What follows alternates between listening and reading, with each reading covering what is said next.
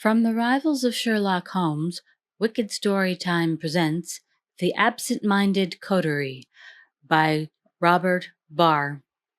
Please remember to hit like and subscribe to support this channel. Part 1. Some years ago, I enjoyed the unique experience of pursuing a man for one crime and getting evidence against him of another. He was innocent of the misdemeanor, the proof of which I sought, but was guilty of another, most serious offence, yet he and his confederates escaped scot-free in circumstances which I now propose to relate.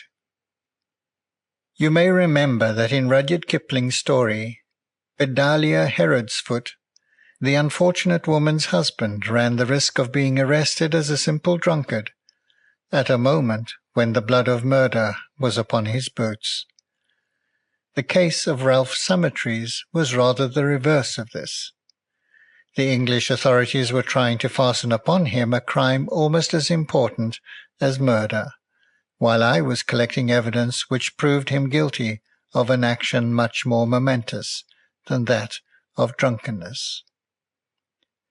The English authorities have always been good enough, when they recognized my existence at all, to look down upon me with amused condescension. If today you ask Spencer Hale of Scotland Yard what he thinks of Eugène Valmont, that complacent man will put on the superior smile which so well becomes him, and if you are a very intimate friend of his, he may draw down the lid of his right eye as he replies, "Oh yes, a very decent fellow, Valmont, but he's a Frenchman," as if that said there was no need of further inquiry. Myself, I like the English detective very much, and if I were to be in a melee tomorrow, there is no man I would rather find beside me than Spencer Hale. In any situation where a fist that can fell an ox is desirable, my friend Hale is a useful companion. But for intellectuality, mental acumen, finesse, well, I am the most modest of men, and will say nothing. It would amuse you to see this giant come into my room during an evening, on the bluff pretence that he wishes to smoke a pipe with me. There is the same difference between this good-natured giant and myself, as exists between that strong black pipe of his and my delicate cigarette, which I smoke feverishly when he is present, to protect myself from the fumes of his terrible tobacco. I look with delight upon the huge man, who, with an air of the utmost good humour and a twinkle in his eye as he thinks he is twisting me about his finger, vainly endeavours to obtain a hint regarding whatever case is perplexing him at that moment. I baffle him with the ease that an active greyhound eludes the pursuit of a heavy mastiff. Then at last I say to him with a laugh, "Come, mon ami Hale, tell me all about it, and I will help you if I can." Once or twice at the beginning he shook his massive head and replied the secret was not his. The last time he did this, I assured him that what he said was quite correct, and then I related full particulars of the situation in which he found himself, excepting the names, for these he had not mentioned. I had pieced together his perplexity from scraps of conversation and his half-hour's fishing for my advice, which of course he could have had for the plain asking. Since that time he has not come to me except with cases he feels at liberty to reveal, and one or two complications I have happily been enabled to unravel for him. But staunch as Spencer Hale holds the belief that no detective service on earth can excel that centering in Scotland Yard, there is one department of activity in which even he confesses that Frenchmen are his masters, although he somewhat grudgingly qualifies his admission by adding that we in France are constantly allowed to do what is prohibited in England. I refer to the minute search of a house during the owner's absence. If you read that excellent story, entitled The Purloined Letter, by Edgar Allan Poe, you will find a record of the kind of thing I mean, which is better than any description I, who have so often taken part in such a search, can set down. Now, these people amongst whom I live are proud of their phrase, "The Englishman's house is his castle," and into that castle even a policeman cannot penetrate without a legal warrant. This may be all very well in theory, but if you are compelled to march up to a man's house, blowing a trumpet and rattling a snare drum, you need not be disappointed if you fail to find what you are in search of when all the legal restrictions are complied with.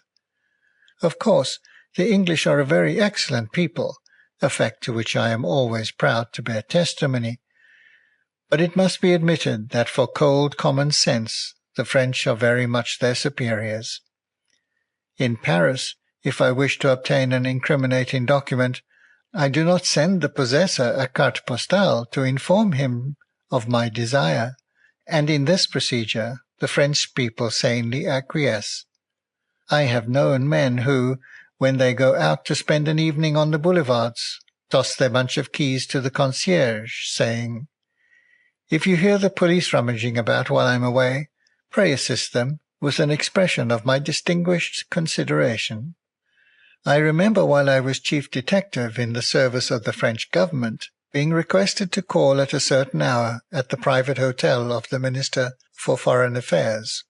It was during the time that Bismarck mediated a second attack upon my country, and I am happy to say that I was then instrumental in supplying the secret bureau with documents which mollified that iron man's purpose, a fact which I think entitled me to my country's gratitude.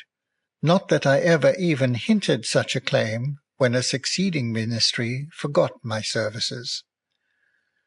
The memory of a republic, as has been said by a greater man than I, is short.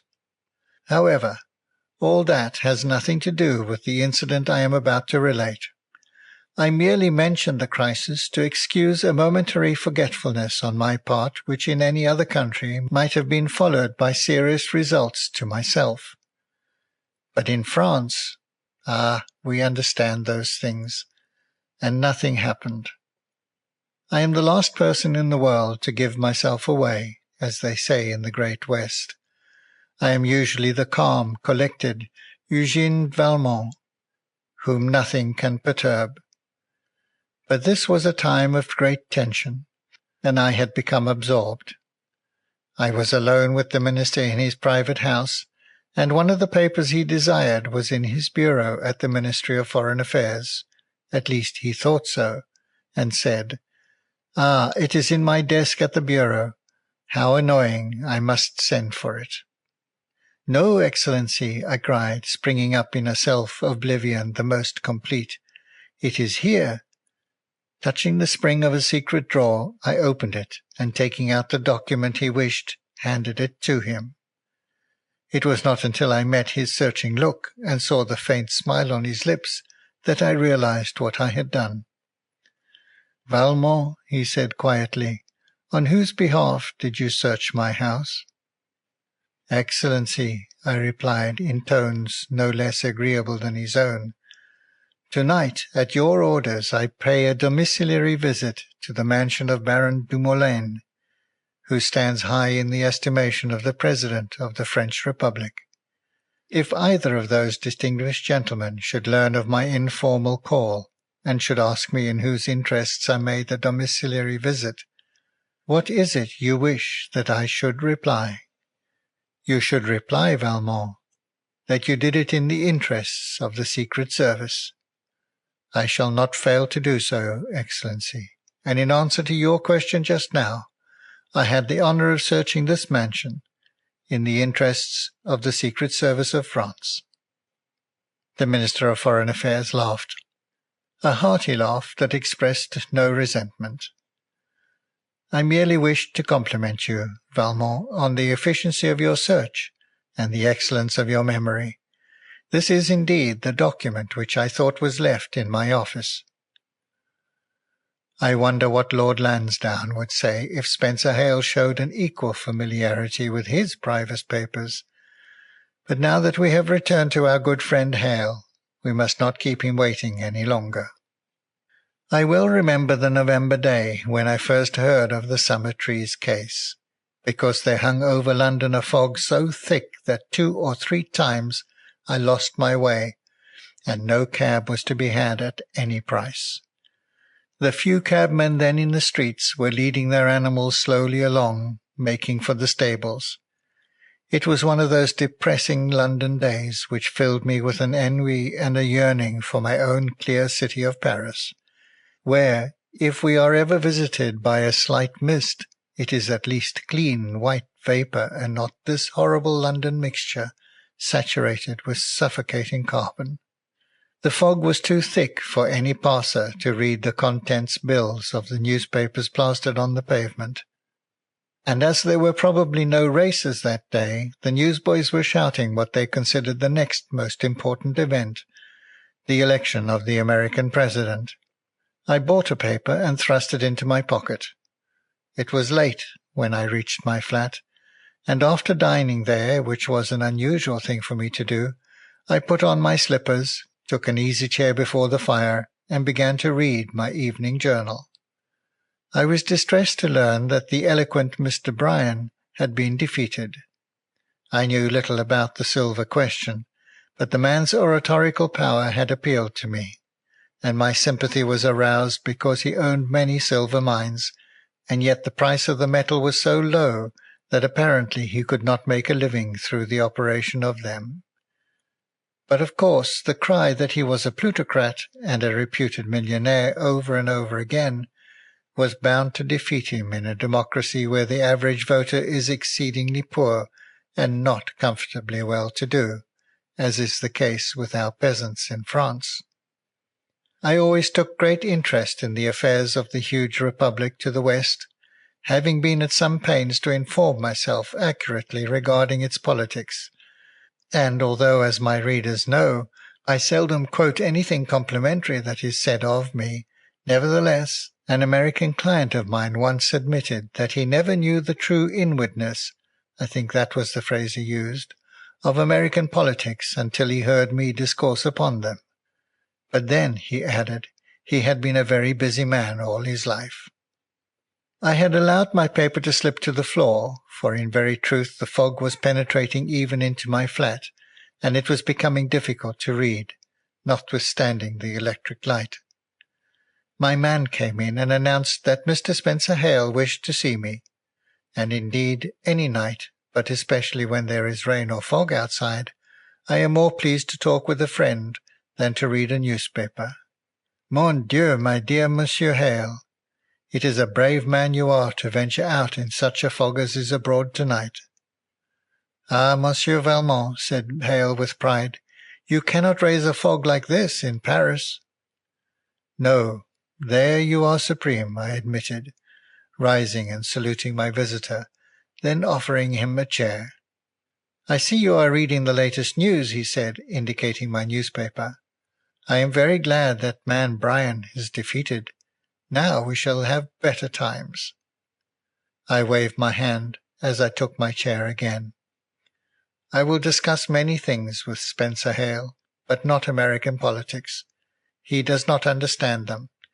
It is a common defect of the English to suffer complete ignorance regarding the internal affairs of other countries. It is surely an important thing that brought you out on such a night as this. The fog must be very thick in Scotland Yard. This delicate shaft of fancy completely missed him, and he answered stolidly, It's thick all over London, and indeed throughout most of England. Yes, it is, I agreed, but he did not see that either. Still, a moment later he made a remark which, if it had come from some people I know, might have indicated a glimmer of comprehension. You are a very, very clever man, Monsieur Valmont, so all I need say is that the question which brought me here is the same as that on which the American election was fought. Now, to a countryman, I should be compelled to give further explanation, but to you, monsieur, that will not be necessary. There are times when I dislike the crafty smile and partial closing of the eyes which always distinguishes Spencer Hale when he places on the table a problem which he expects will baffle me. If I said he never did baffle me, I would be wrong, of course, for sometimes the utter simplicity of the puzzles which trouble him leads me into an intricate involution entirely unnecessary in the circumstances. I pressed my fingertips together and gazed for a few moments at the ceiling. Hale had lit his black pipe, and my silent servant placed at his elbow the whisky and soda, then tiptoed out of the room. As the door closed, my eyes came from the ceiling to the level of Hale's expansive countenance. "Have they eluded you?" I asked quietly. "Who?" "The coiners." Hale's pipe dropped from his jaw, but he managed to catch it before it reached the floor. Then he took a gulp from the tumbler. "That was just a lucky shot," he said. "Parfaitement," I replied carelessly. "Now, own up, Valmont, wasn't it?" I shrugged my shoulders. A man cannot contradict a guest in his own house. "Oh, stow that," cried Hale impolitely. "He is a trifle prone to strong and even slangy expressions when puzzled. Tell me how you guessed it." "It is very simple, mon ami. The question on which the American election was fought is the price of silver, which is so low that it has ruined Mr. Bryan, and threatens to ruin all the farmers of the West who possess silver mines on their farms. Silver troubled America, ergo silver troubles Scotland Yard. Very well, the natural inference is that someone has stolen bars of silver, but such a theft happened 3 months ago, when the metal was being unloaded from a German steamer at Southampton, and my friend Spencer Hale ran down the thieves very cleverly, as they were trying to dissolve the marks off their bars with acid. Now, crimes do not run in series like the numbers in roulette at Monte Carlo. The thieves are men of brains. They say to themselves, 'What chance is there successfully to steal bars of silver while Mr. Hale is at Scotland Yard?' Eh, my good friend?" "Really, Valmont," said Hale, taking another sip, "sometimes you almost persuade me that you have reasoning powers." "Thanks, comrade. Then it is not a theft of silver we have now to deal with, but the American election was fought on the price of silver. If silver had been high in cost, there would have been no silver question, so the crime that is bothering you arises through the low price of silver, and this suggests that it must be a case of illicit coinage, for there the low price of the metal comes in. You have, perhaps, found a more subtle, illegitimate act going forward than heretofore. Someone is making your shillings and your half-crowns from real silver, instead of from baser metal, and yet there is a large profit which has not hitherto been possible through the high price of silver. With the old conditions you were familiar, but this new element sets at naught all your previous formulae. That is how I reasoned the matter out." "Well, Valmont, you have hit it. I'll say that for you. You have hit it. There is a gang of expert coiners who are putting out real silver money and making a clear shilling on the half-crown. We can find no trace of the coiners, but we know the man who is shoving the stuff." "That ought to be sufficient," I suggested. "Yes, it should, but it hasn't proved so up to date. Now I came tonight to see if you would do one of your French tricks for us, right on the quiet." "What French trick, Monsieur Spencer Hale?" I inquired with some asperity, forgetting for the moment that the man invariably became impolite when he grew excited. "No offence intended," said the blundering officer, who really is a good-natured fellow, but always puts his foot in it, and then apologizes. "I want someone to go through a man's house without a search warrant, spot the evidence, let me know, and then we'll rush the place before he has time to hide his tracks." "Who is this man, and where does he live?" "His name is Ralph Summertrees, and he lives in a very natty little bijou residence, as the advertisements call it, situated in no less a fashionable street than Park Lane." "I see. What has aroused your suspicions against him? Well, you know that's an expensive district to live in. It takes a bit of money to do the trick. This Summertrees has no ostensible business, yet every Friday he goes to the United Capital Bank in Piccadilly and deposits a bag of swag, usually all silver coin. Yes, and this money? This money, so far as we can learn, contains a good many of these new pieces, which never saw the British Mint. It's not all the new coinage, then? Oh, no, he's a bit too artful for that. You see, a man can go round London, his pockets filled with the new coinage 5-shilling pieces, buy this, that, and the other, and come home with his change in legitimate coins of the realm, half-crowns, florins, shillings, sixpences, and all that. I see. Then why don't you nab him one day when his pockets are stuffed with illegitimate 5-shilling pieces? That could be done, of course, and I've thought of it. But you see, we want to land the whole gang. Once we arrest him, without knowing where the money came from, the real coiners would take flight. How do you know he is not the real coiner himself? Now, poor Hale is as easy to read as a book. He hesitated before answering this question, and looked confused as a culprit caught in some dishonest act.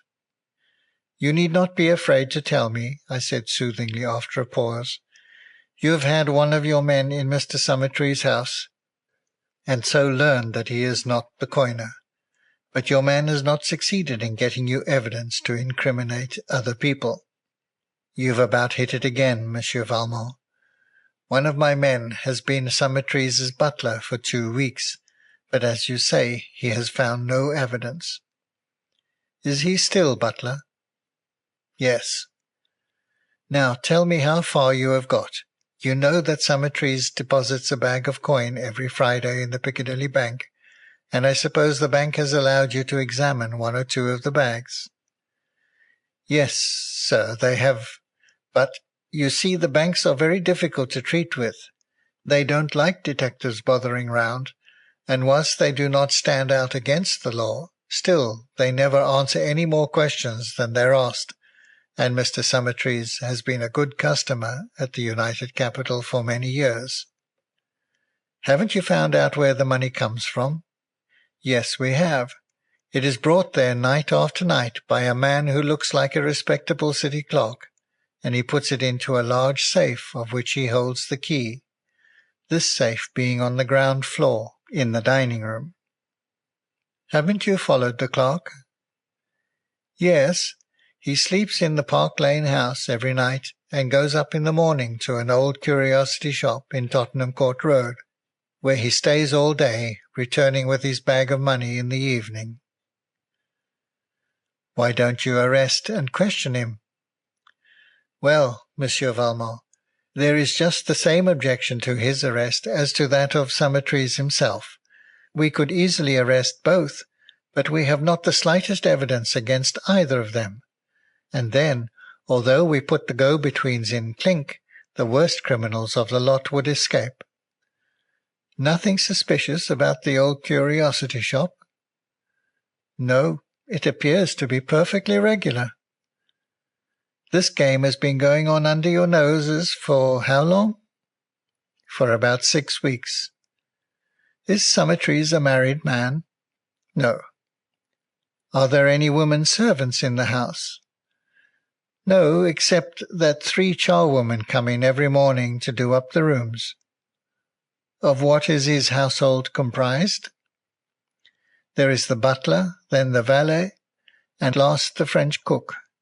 Ah, cried I, the French cook. This case interests me. So Summertrees has succeeded in completely disconcerting your man. Has he prevented him from going top to bottom of the house? Oh, no, he has rather assisted him than otherwise. On one occasion he went to the safe, took out the money, had Podgers, that's my chap's name, help him to count it, and then actually sent Podgers to the bank with the bag of coin. And Podgers has been all over the place. Yes. Saw no signs of a coining establishment. No, it is absolutely impossible that any coining can be done there. Besides, as I tell you, that respectable clerk brings him the money.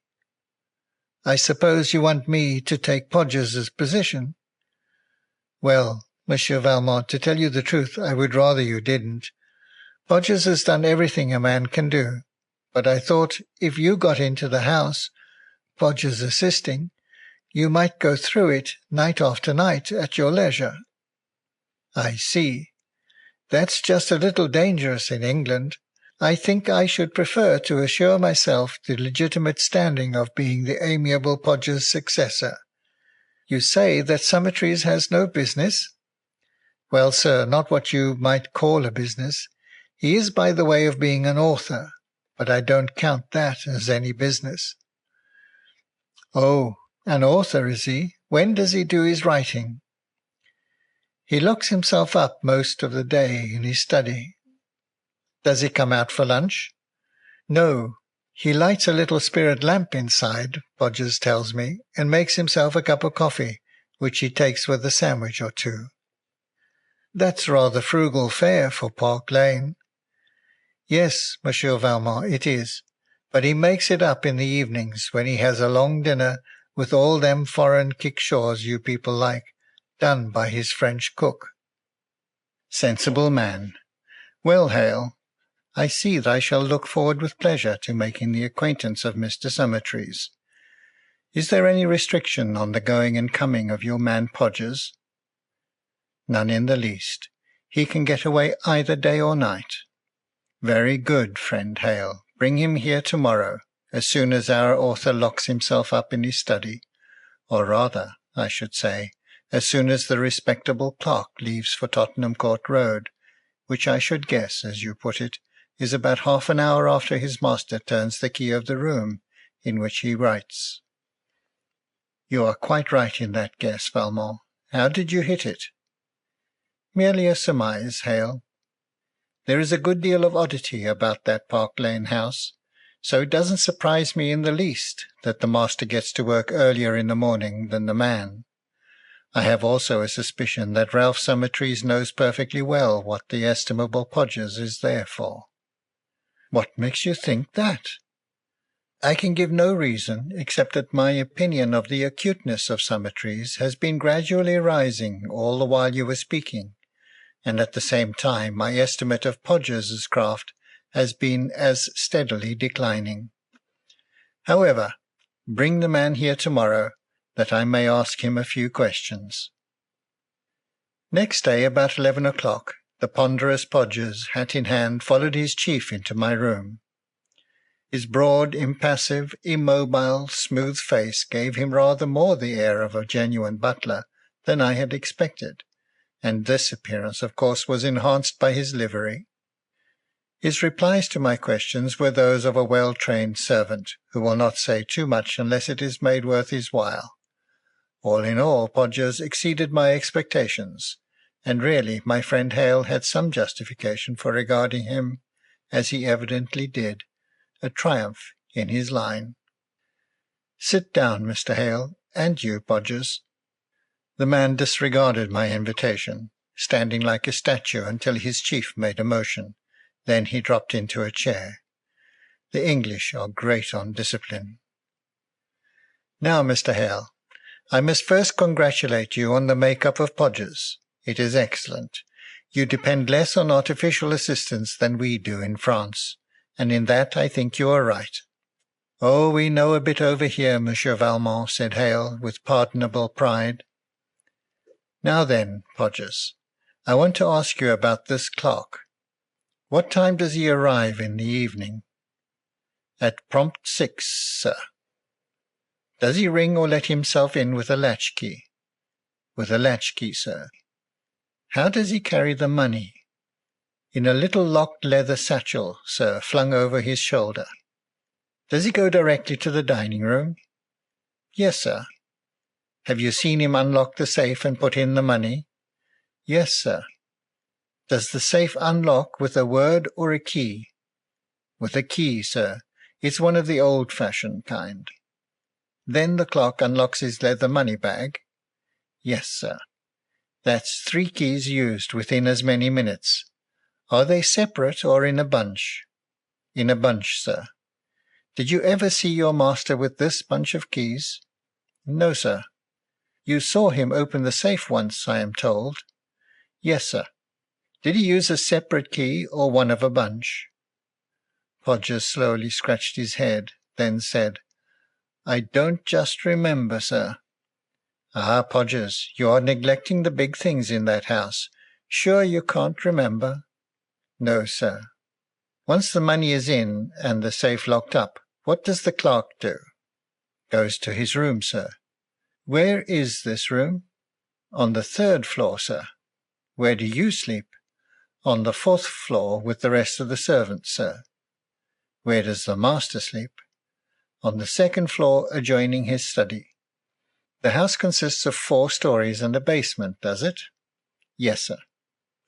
I have somehow arrived at the suspicion that it is a very narrow house. Is that true?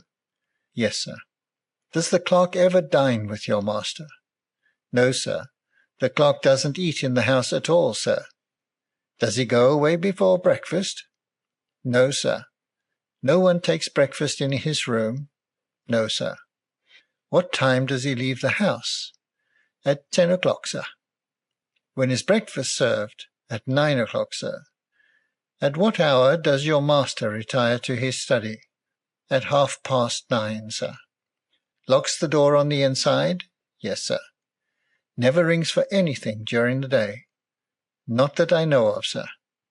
What sort of a man is he? Here Podgers was on familiar ground, and he rattled off a description minute in every particular.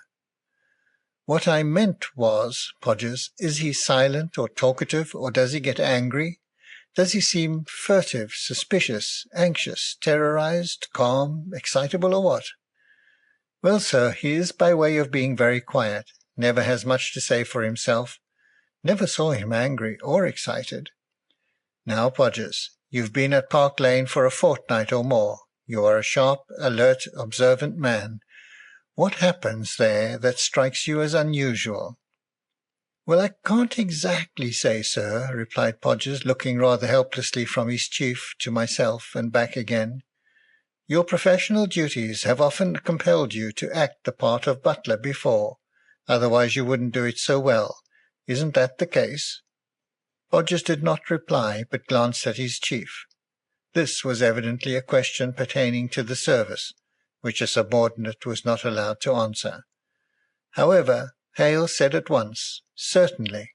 Podgers has been in dozens of places. Well, Podgers, just call to mind some of the other households where you have been employed, and tell me any particulars in which Mr. Summertree's establishment differs from them.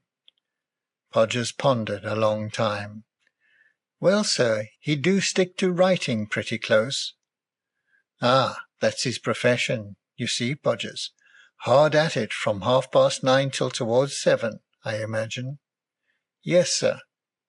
Anything else, Podgers, no matter how trivial? Well, sir, he's fond of reading, too. Leastways, he's fond of newspapers. When does he read? I've never seen him read 'em, sir. Indeed, so far as I can tell, I never knew the papers to be opened, but he takes them all in, sir. What, all the morning papers? Yes, sir, and all the evening papers, too. Where are the morning papers placed? On the table in his study, sir. And the evening papers? Well, sir, when the evening papers come, the study is locked. They are put on a side table in the dining room, and he takes them upstairs with him to his study. This has happened every day since you've been there? Yes, sir. You reported that very striking fact to your chief, of course. No, sir, I don't think I did, said Podgers, confused. You should have done so. Mr. Hale would have known how to make the most of a point so vital. Oh, come now, Valmont, interrupted Hale. You're chaffing us. Plenty of people take in all the papers. I think not. Even clubs and hotels subscribe to the leading journals only. You said all, I think, Podgers. Well, nearly all, sir. But which is it, There's a vast difference." "He takes a good many, sir." "How many?" "I don't just know, sir." "That's easily found out, Valmont," cried Hale, with some impatience, "if you think it's really important." "I think it's so important that I'm going back with Podgers myself. You can take me into the house, I suppose, when you return?" "Oh, yes, sir." "Coming back to these newspapers for a moment, Podgers. What is done with them?" "They are sold to the ragmen, sir, once a week." "Who takes them from the study?" "I do, sir." "Do they appear to have been read very carefully?" "Well, no, sir. Leastways, some of them seem never to have been opened, or else folded up very carefully again." "Did you notice that extracts have been clipped from any of them?" "No, sir." "Does Mr. Summertrees keep a scrapbook?" "Not that I know of, sir." "Oh, the case is perfectly plain," said I, leaning back in my chair, and regarding the puzzled Hale with that cherubic expression of self-satisfaction which I know is so annoying to him. "What's perfectly plain?" he demanded, more gruffly perhaps than etiquette would have sanctioned. "Summertrees is no coiner, nor is he linked with any band of coiners." "What is he, then?" "Ah, that opens another avenue of inquiry. For all I know to the contrary, he may be the most honest of men. On the surface it would appear that he is a reasonably industrious tradesman in Tottenham Court Road, who is anxious that there should be no visible connection between a plebeian employment and so aristocratic a residence as that in Park Lane." At this point Spencer Hale gave expression to one of those rare flashes of reason which are always an astonishment to his friends. "That is nonsense, Monsieur Valmont," he said. "The man who is ashamed of the connection between his business and his house is one who is trying to get into society, or else the women of his family are trying it, as is usually the case. Now Summertrees has no family. He himself goes nowhere, gives no entertainments, and accepts no invitations. He belongs to no club. Therefore to say that he is ashamed of his connection with the Tottenham Court Road shop is absurd. He is concealing the connection for some other reason that will bear looking into. My dear Hale, the goddess of wisdom herself could not have made a more sensible series of remarks. Now, mon ami, do you want my assistance, or have you enough to go on with?" "Enough to go on with? We have nothing more than we had when I called on you last night." "Last night, my dear Hale, you supposed this man was in league with coiners. Today you know he is not." "I know you say he is not." I shrugged my shoulders and raised my eyebrows, smiling at him. "It is the same thing, Monsieur Hale." Well, of all the conceited... And the good Hale could get no further. "If you wish my assistance, it is yours." "Very good. Not to put too fine a point on it, I do." "In that case, my dear Podgers, you will return to the residence of our friend Summertrees, and get together for me in a bundle all of yesterday's morning and evening papers that were delivered to the house. Can you do that, or are they mixed up in a heap in the coal cellar?" "I can do it, sir. I have instructions to place each day's papers in a pile by itself, in case they should be wanted again. There is always 1 week's supply in the cellar, and we sell the papers of the week before to the ragmen." "Excellent. Well, take the risk of abstracting 1 day's journals, and have them ready for me. I will call upon you at 3:30 exactly, and then I want you to take me upstairs to the clerk's bedroom in the 3rd story, which I suppose is not locked during the daytime." "No, sir, it is not." With this the patient Podgers took his departure. Spencer Hale rose when his assistant left. "Anything further I can do?" he asked. "Yes. Give me the address of the shop in Tottenham Court Road. Do you happen to have about you one of those new 5-shilling pieces which you believe to be illegally coined?" He opened his pocket-book, took out the bit of white metal, and handed it to me. "I'm going to pass this off before evening," I said, putting it in my pocket, "and I hope none of your men will arrest me. "That's all right," laughed Hale, as he took his leave. At 3:30, Podgers was waiting for me, and opened the front door as I came up the steps, thus saving me the necessity of ringing. The house seemed strangely quiet. The French cook was evidently down in the basement, and we had probably all the upper parts to ourselves, unless Summertrees was in his study, which I doubted. Podgers led me directly upstairs to the clerk's room on the 3rd floor. Walking on tiptoe, with an elephantine air of silence and secrecy combined, which struck me as unnecessary. "I will make an examination of this room," I said. "Kindly wait for me down by the door of the study." The bedroom proved to be of respectable size, when one considers the smallness of the house.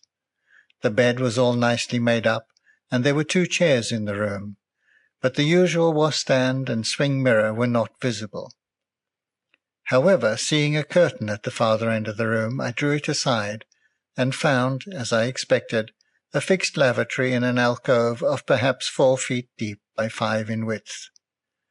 As the room was about 15 feet wide, this left 2/3 of the space unaccounted for. A moment later I opened a door which exhibited a closet filled with clothes hanging on hooks. This left a space of 5 feet between the clothes closet and the lavatory.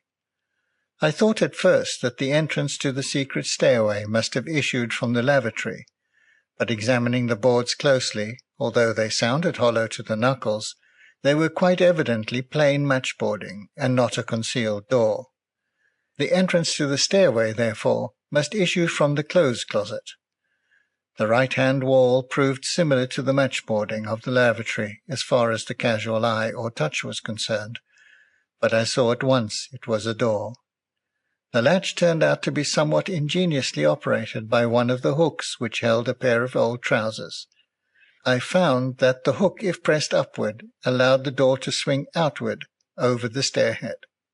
Descending to the 2nd floor, a similar latch let me into a similar clothes closet in the room beneath. The 2 rooms were identical in size, one directly above the other, the only difference being that the lower room door gave into the study instead of into the hall, as was the case with the upper chamber.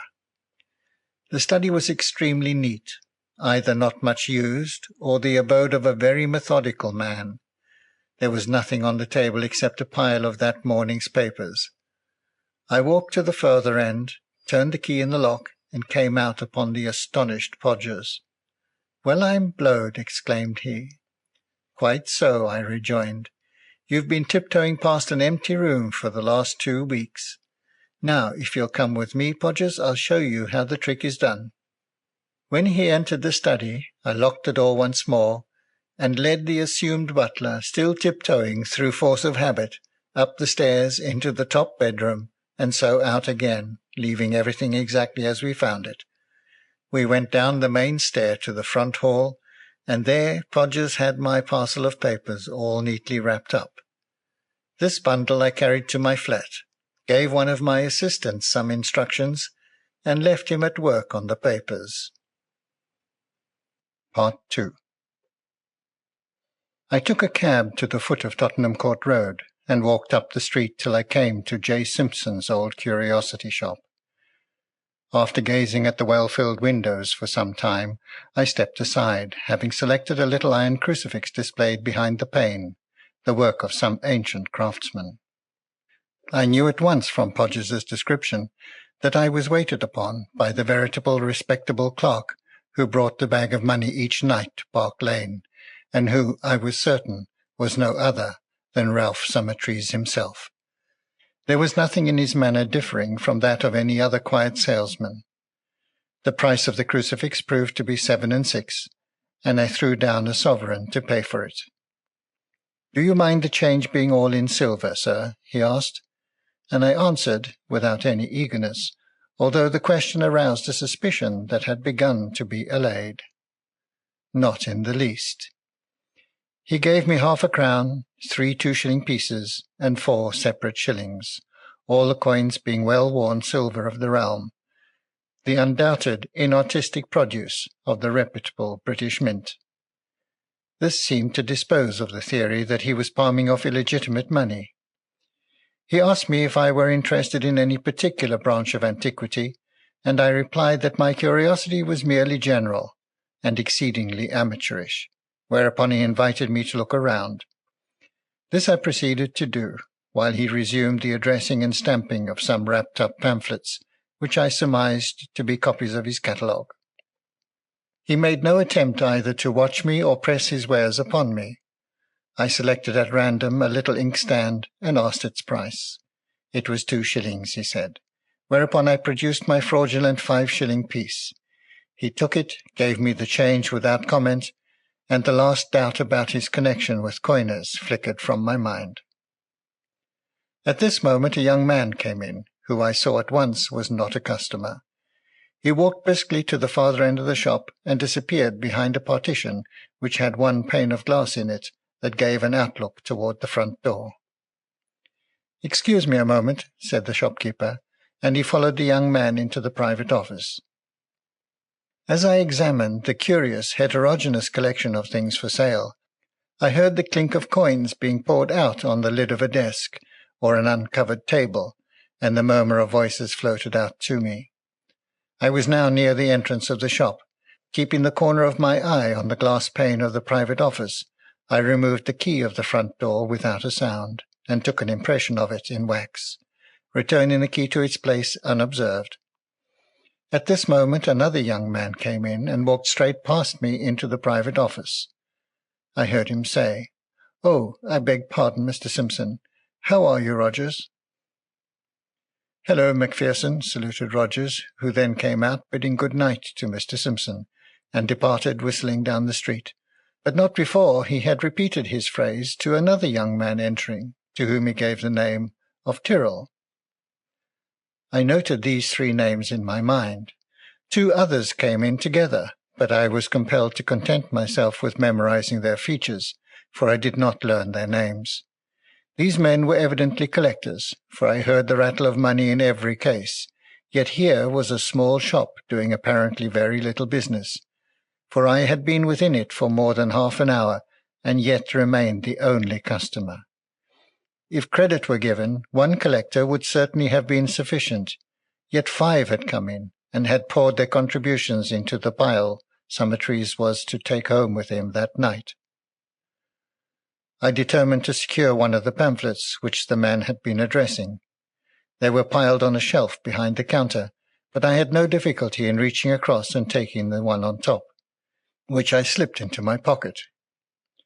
When the 5th young man went down the street, Summertrees himself emerged, and this time he carried in his hand the well-filled, locked leather satchel with the straps dangling. It was now approaching 5:30, and I saw he was eager to close up and get away. "Anything else you fancy, sir?" he asked me. "No, or rather, yes and no. You have a very interesting collection here, but it's getting so dark I can hardly see. I close at 5:30, sir."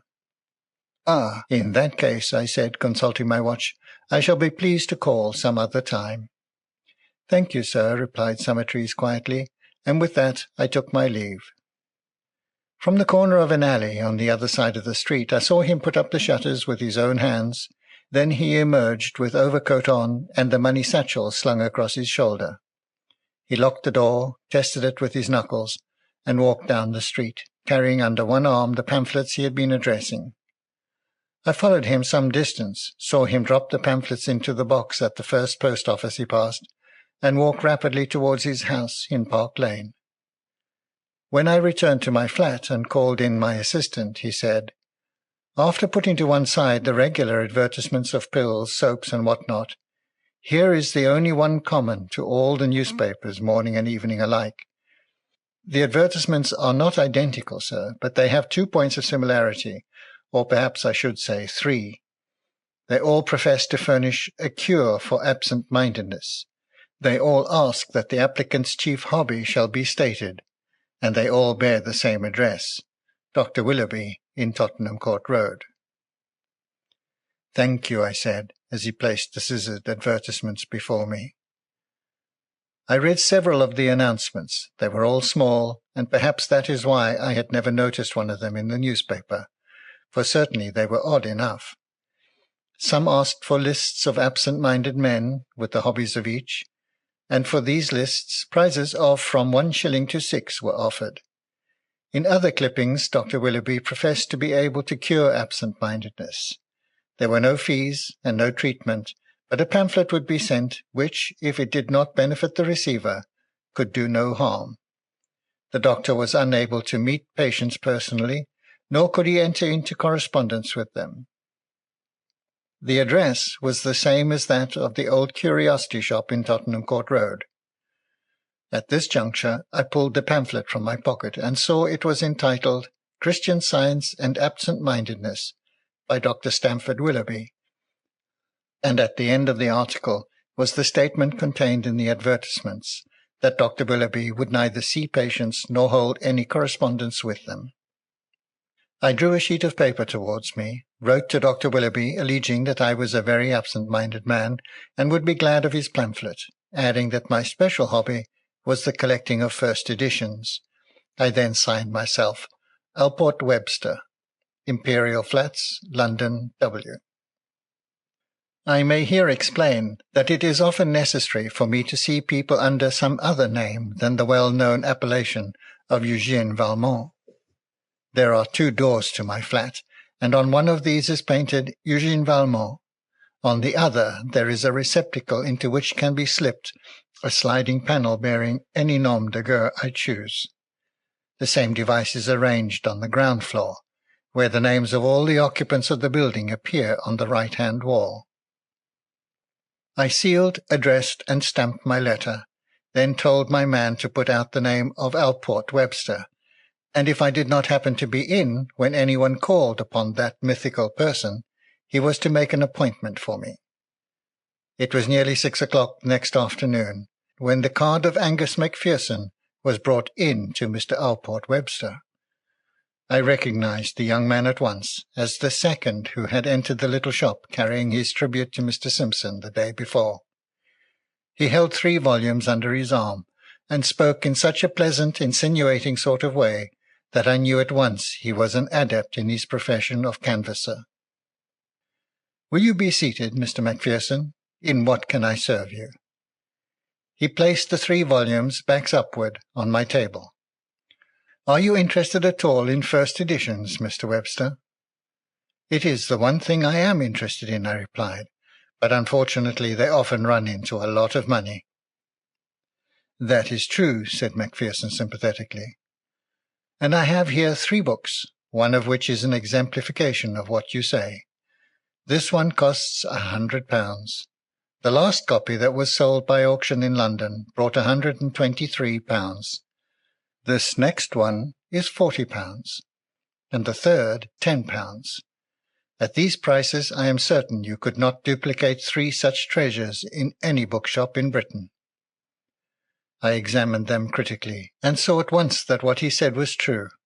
He was still standing on the opposite side of the table. "Please take a chair, Mr. Macpherson. Do you mean to say you go round London with £150 worth of goods under your arm in this careless way?" The young man laughed. "I run very little risk, Mr. Webster. I don't suppose anyone I meet imagines for a moment there is more under my arm than perhaps a trio of volumes I have picked up in the 4-penny box to take home with me." I lingered over the volume for which he asked £100, then said, looking across at him, "How came you to be possessed of this book, for instance?" He turned upon me a fine, open countenance, and answered without hesitation in the frankest possible manner. "I am not in actual possession of it, Mr. Webster. I am by way of being a connoisseur in rare and valuable books myself, although, of course, I have little money with which to indulge in the collection of them. I am acquainted, however, with the lovers of desirable books in different quarters of London. These 3 volumes, for instance, are from the library of a private gentleman in the West End. I have sold many books to him, and he knows I am trustworthy. He wishes to dispose of them at something under their real value, and has kindly allowed me to conduct the negotiation. I make it my business to find out those who are interested in rare books, and by such trading I add considerably to my income." "How, for instance, did you learn that I was a bibliophile?" Mr. Macpherson laughed genially. "Well, Mr. Webster, I must confess that I chanced it. I do that very often. I take a flat like this and send in my card to the name on the door. If I am invited in, I ask the occupant the question I asked you just now. Are you interested in rare editions? If he says no, I simply beg pardon and retire.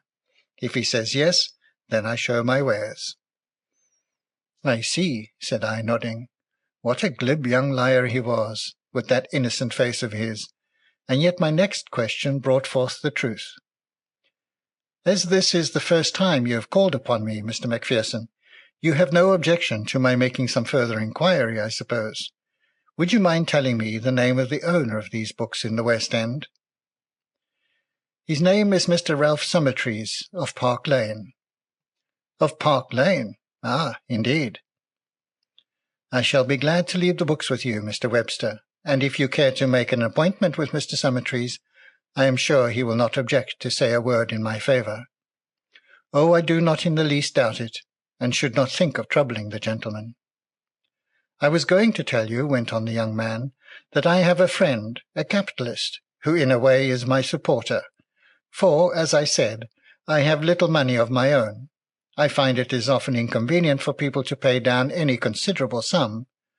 When, however, I strike a bargain, my capitalist buys the book, and I make an arrangement with my customer to pay a certain amount each week, and so even a large purchase is not felt, as I make the instalments small enough to suit my client." "You are employed during the day, I take it?" "Yes, I am a clerk in the city." Again we were in the blissful realms of fiction. "Suppose I take this book at £10. What instalments should I have to pay each week?" "Oh, what you like, sir. Would 5 shillings be too much?" "I think not." "Very well, sir. If you pay me 5 shillings now, I will leave the book with you, and shall have pleasure in calling this day week for the next instalment."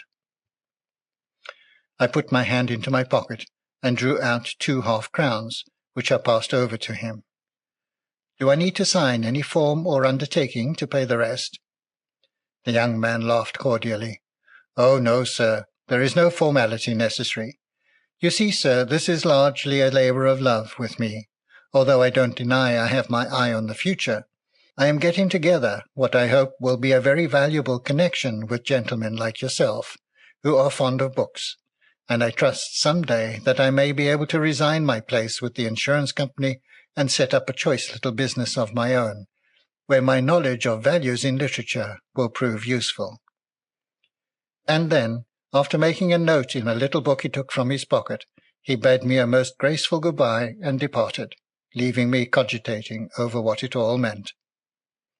Next morning 2 articles were handed to me. The first came by post, and was a pamphlet on Christian Science and absent-mindedness, exactly similar to the one I had taken away from the old curiosity shop. The second was a small key made from my wax impression that would fit the front door of the same shop, a key fashioned by an excellent anarchist friend of mine in an obscure street near Holborn.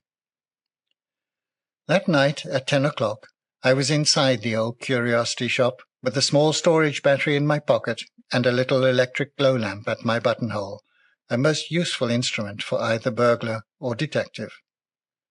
I had expected to find the books of the establishment in a safe, which, if it was similar to the one in Park Lane, I was prepared to open with the false keys in my possession, or to take an impression of the keyhole and trust to my anarchist friend for the rest.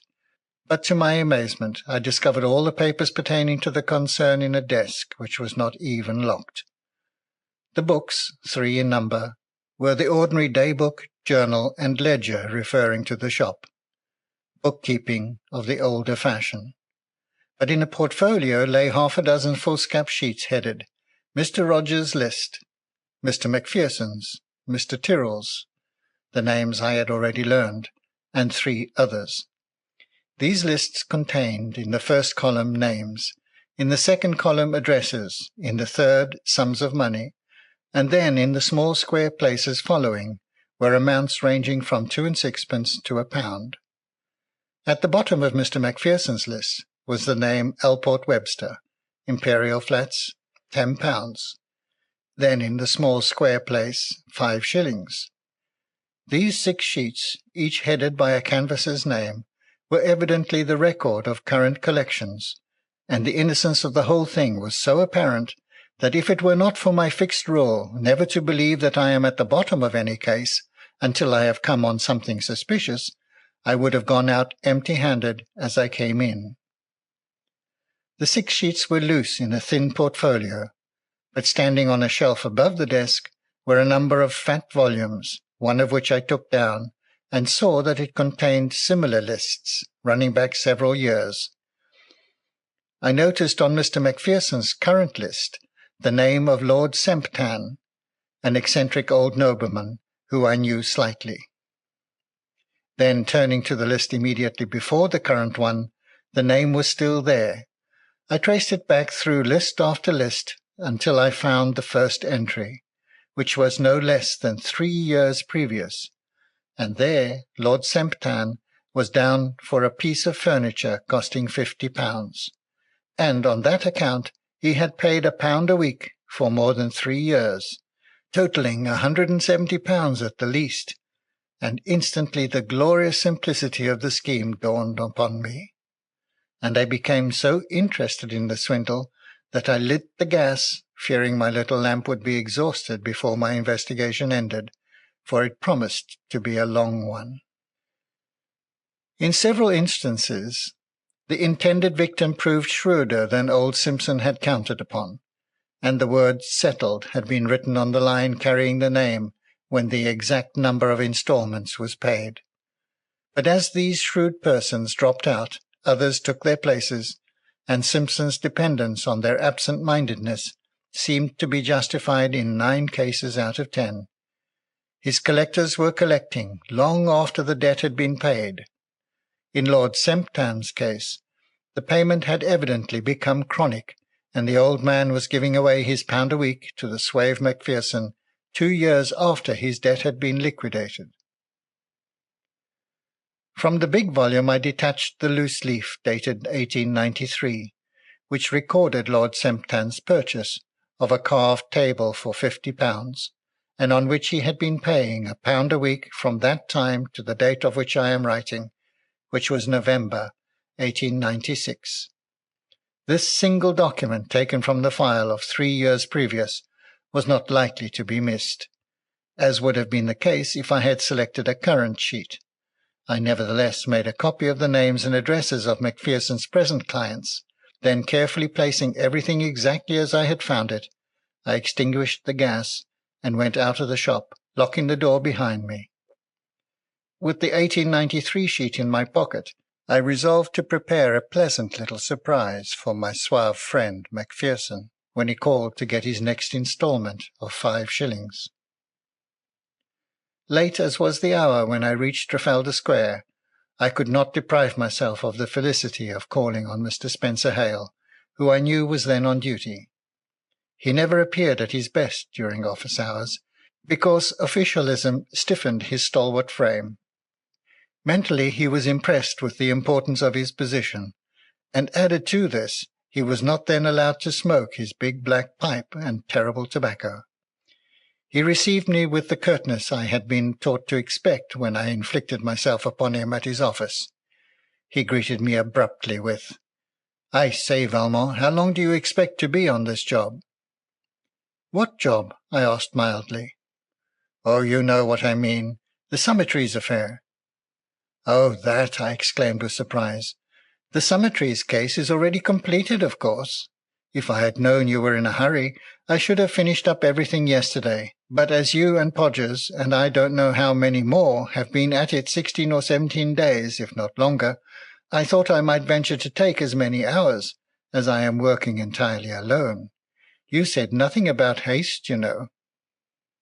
"Oh, come now, Valmont, that's a bit thick. Do you mean to say you have already got evidence against the man?"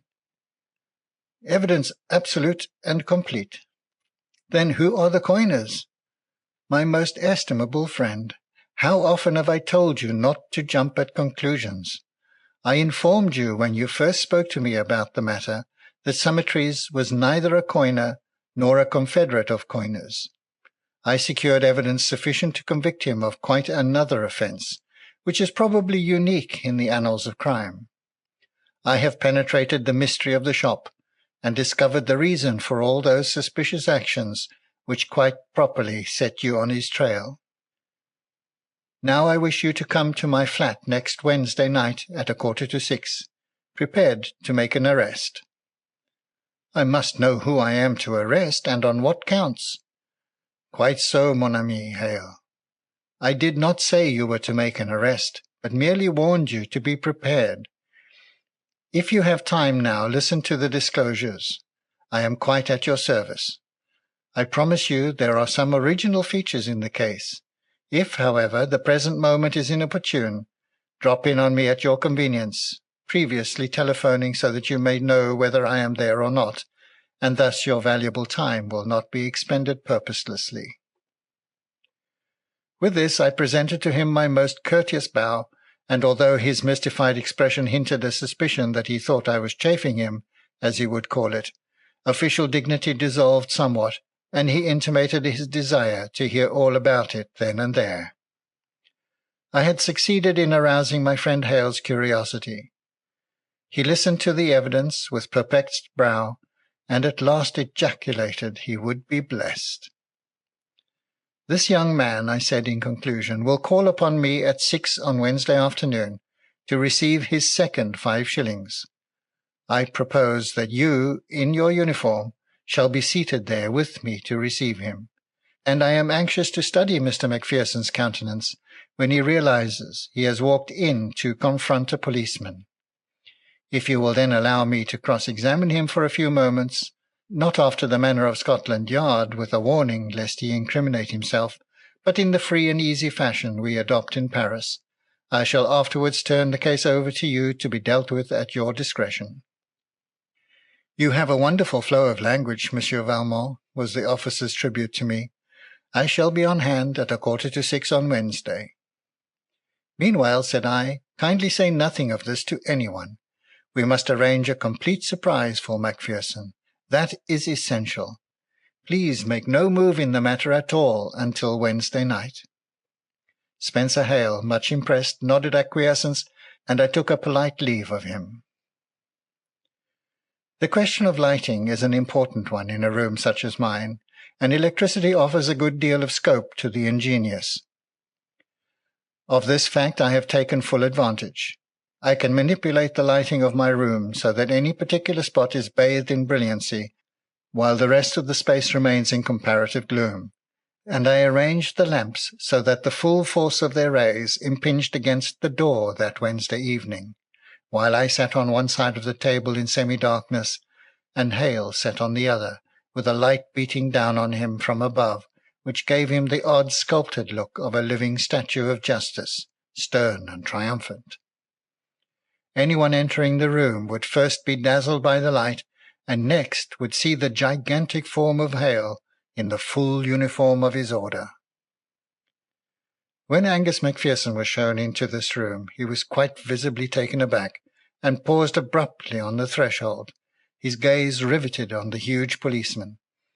I think his first purpose was to turn and run, but the door closed behind him, and he doubtless heard, as we all did, the sound of the bolt being thrust in its place, thus locking him in.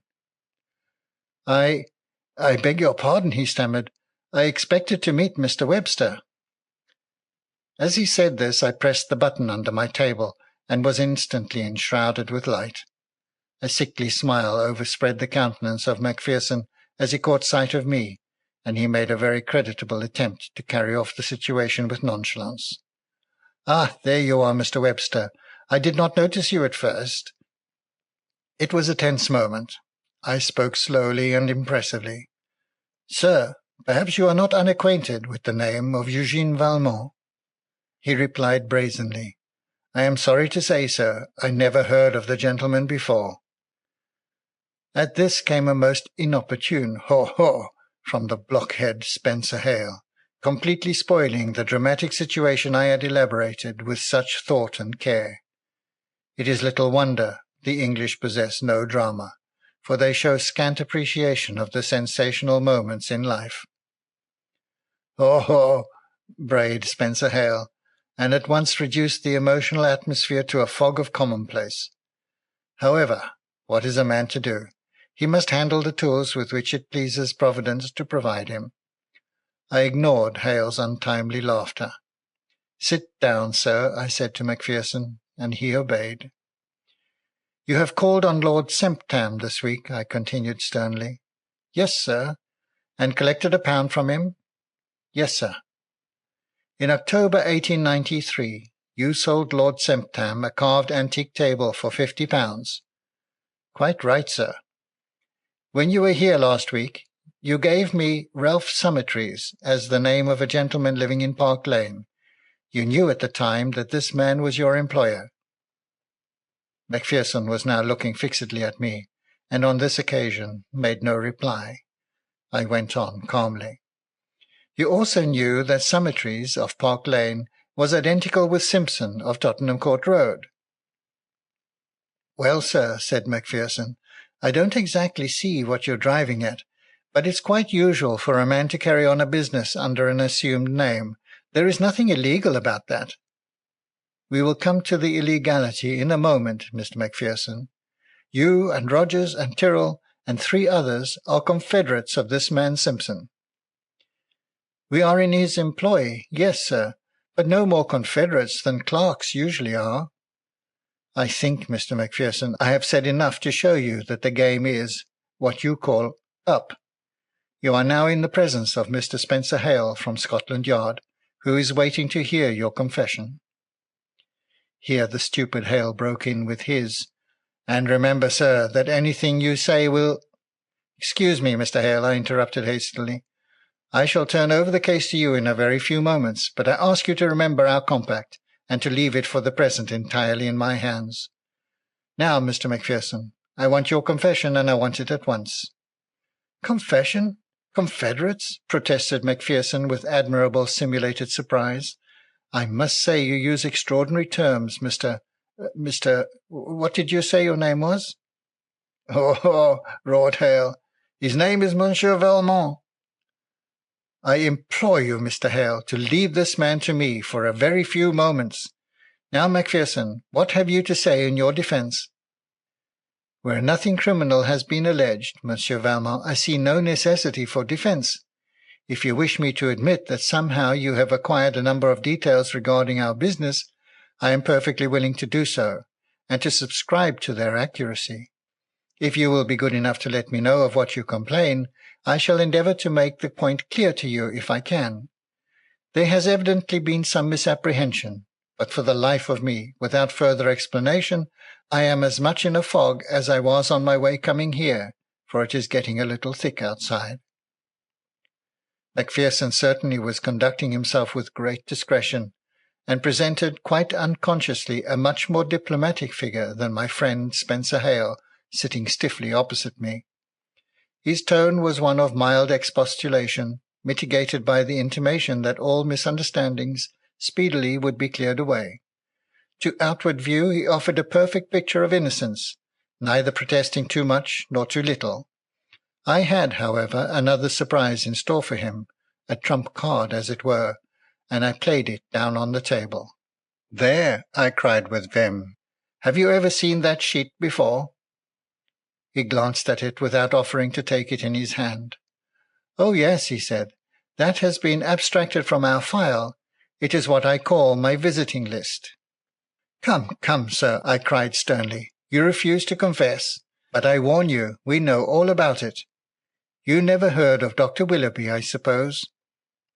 "Yes, he is the author of the silly pamphlet on Christian Science." "You are in the right, Mr. Macpherson, on Christian Science and absent-mindedness." "Possibly. I haven't read it for a long time." "Have you ever met this learned doctor, Mr. Macpherson?" "Oh, yes. Dr. Willoughby is the pen name of Mr. Summertrees. He believes in Christian Science and that sort of thing, and writes about it." "Ah, really? We are getting your confession bit by bit, Mr. Macpherson. I think it would be better to be quite frank with us." "I was just going to make the same suggestion to you, Monsieur Valmont. If you will tell me in a few words exactly what is your charge against either Mr. Summertrees or myself, I will know then what to say." "We charge you, sir, with obtaining money under false pretences, which is a crime that has landed more than one distinguished financier in prison."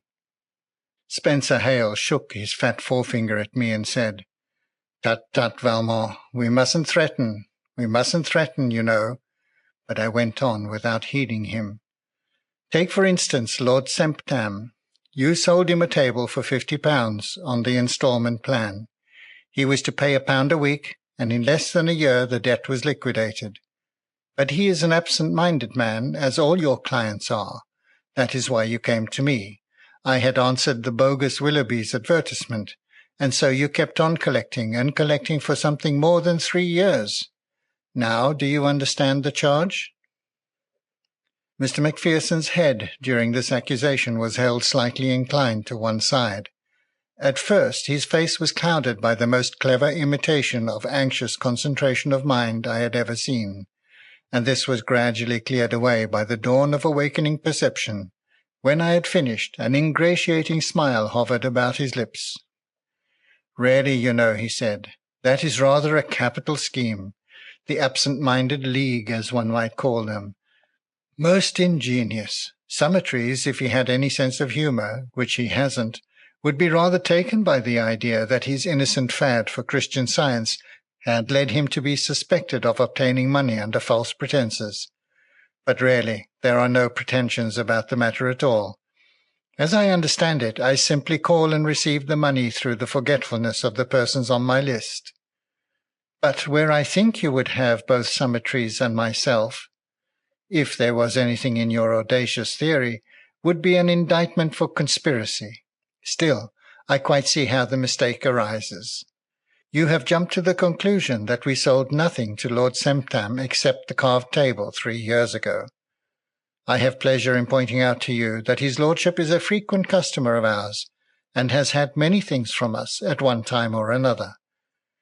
Sometimes he is in our debt, sometimes we are in his.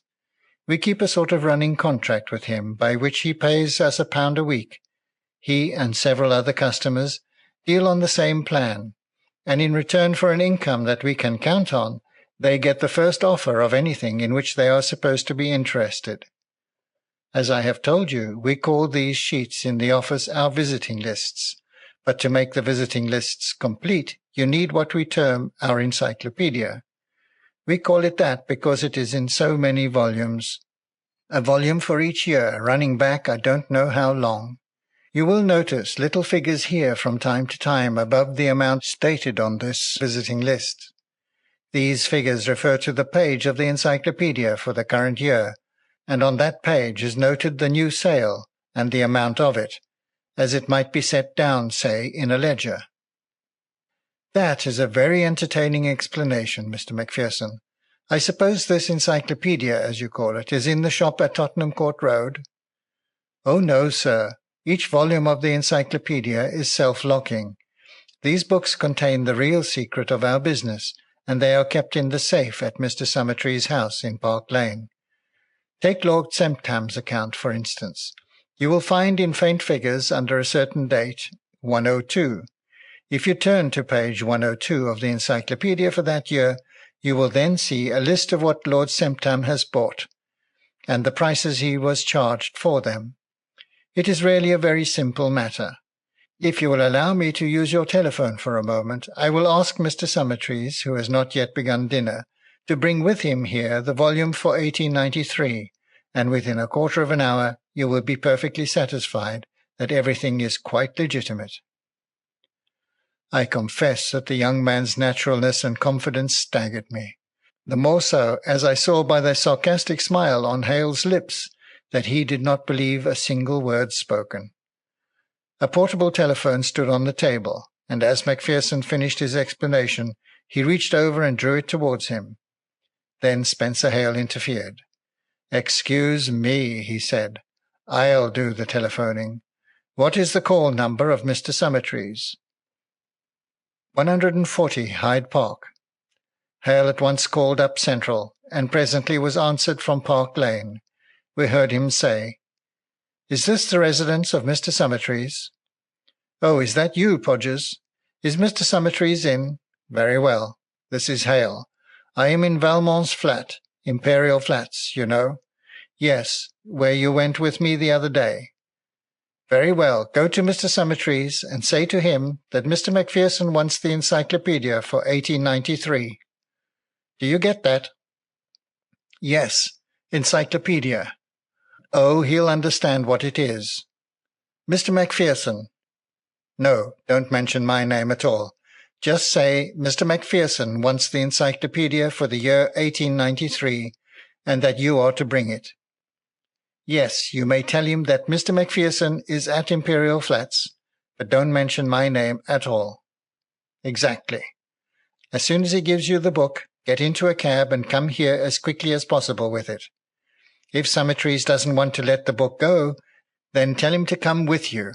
If he won't do that, place him under arrest and bring both him and the book here." "All right. Be as quick as you can. We're waiting." Macpherson made no protest against Hale's use of the telephone. He merely sat back in his chair with a resigned expression on his face which, if painted on canvas, might have been entitled "The Falsely Accused." When Hale rang off, Macpherson said, "Of course, you know your own business best, but if your man arrests Summertrees, he will make you the laughing-stock of London. There is such a thing as unjustifiable arrest, as well as getting money under false pretences, and Mr. Summertrees is not the man to forgive an insult. And then, if you will allow me to say so, the more I think over your absent-minded theory, the more absolutely grotesque it seems. And if the case ever gets into the newspapers, I am sure, Mr. Hale, you'll experience an uncomfortable half-hour with your chiefs at Scotland Yard." "I'll take the risk of that, thank you," said Hale stubbornly. "Am I to consider myself under arrest?" inquired the young man. "No, sir." "Then, if you will pardon me, I shall withdraw. Mr. Summertrees will show you everything you wish to see in his books, and can explain his business much more capably than I, because he knows more about it. Therefore, gentlemen, I bid you good night." "No, you don't. Not just yet awhile," exclaimed Hale, rising to his feet simultaneously with the young man. "Then I am under arrest," protested Macpherson. "You are not going to leave this room until Podgers brings that book." "Oh, very well," and he sat down again. And now, as talking is dry work, I set out something to drink, a box of cigars and a box of cigarettes. Hale mixed his favourite brew, but Macpherson, shunning the wine of his country, contented himself with a glass of plain mineral water and lit a cigarette. Then he awoke my high regard by saying pleasantly, as if nothing had happened, "While we are waiting, Monsieur Valmont, may I remind you that you owe me 5 shillings?" I laughed, took the coin from my pocket, and paid him, whereupon he thanked me.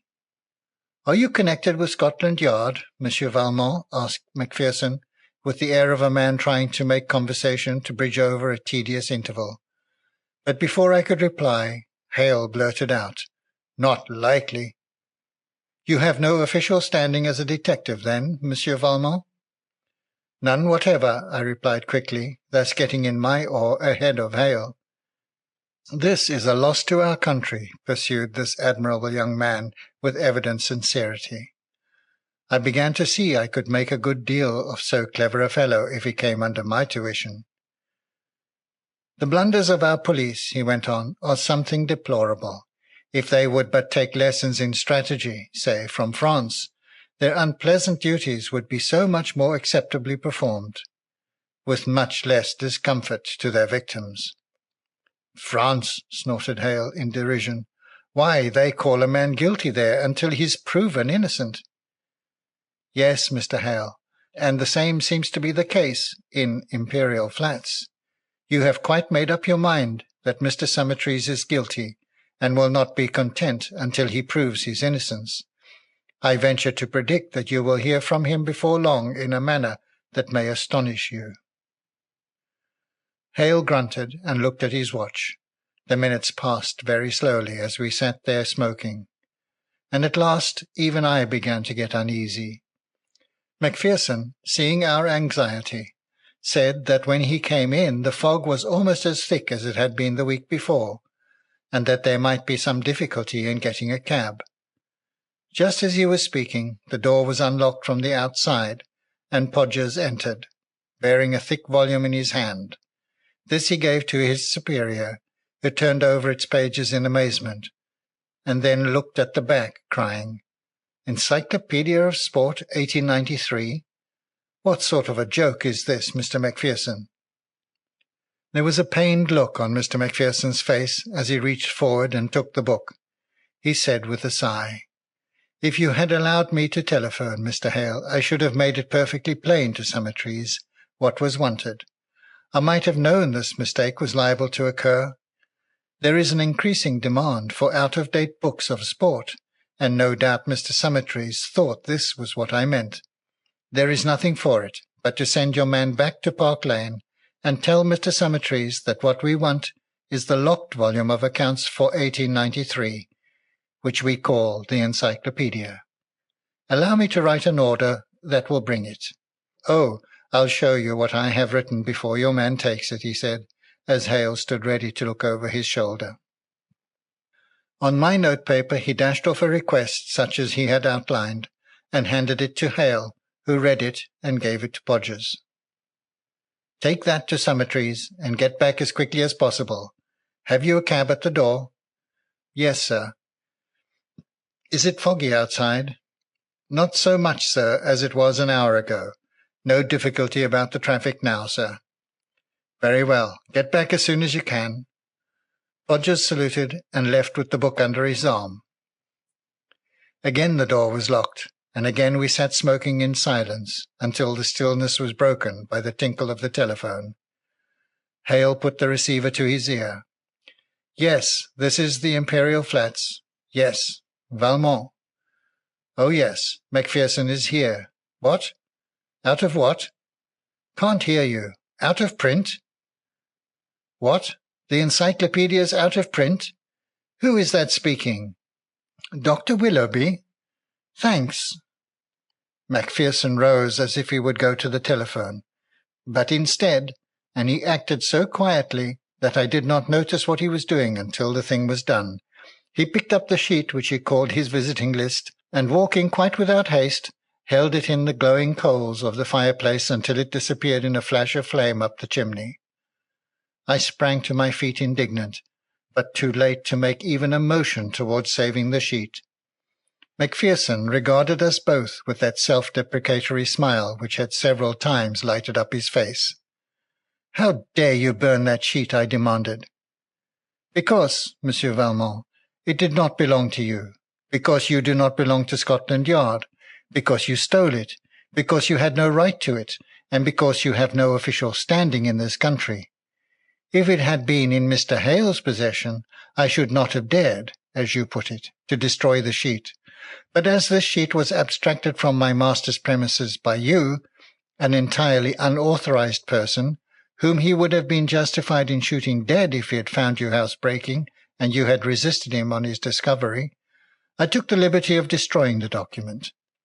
I have always held that these sheets should not have been kept, for, as has been the case, if they fell under the scrutiny of so intelligent a person as Eugène Valmont, improper inferences might have been drawn. Mr. Summertrees, however, persisted in keeping them, but made this concession, that if I ever telegraphed him or telephoned him the word encyclopedia, he would at once burn these records, and he, on his part, was to telegraph or telephone to me, "The encyclopedia is out of print," whereupon I would know that he had succeeded. "Now, gentlemen, open this door, which will save me the trouble of forcing it. Either put me formally under arrest, or cease to restrict my liberty. I am very much obliged to Mr. Hale for telephoning, and I have made no protest to so gallant a host as Monsieur Valmont is, because of the locked door. However, the farce is now terminated.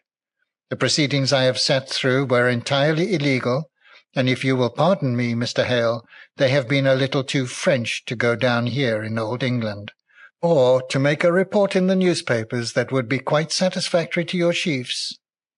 I demand either my formal arrest or the unlocking of that door." In silence I pressed a button, and my man threw open the door. Macpherson walked to the threshold, paused, and looked back at Spencer Hale, who sat there, silent as a sphinx. "Good evening, Mr. Hale." There being no reply, he turned to me with the same ingratiating smile. "Good evening, Monsieur Eugène Valmont," he said. "I shall give myself the pleasure of calling next Wednesday at 6 for my 5 shillings."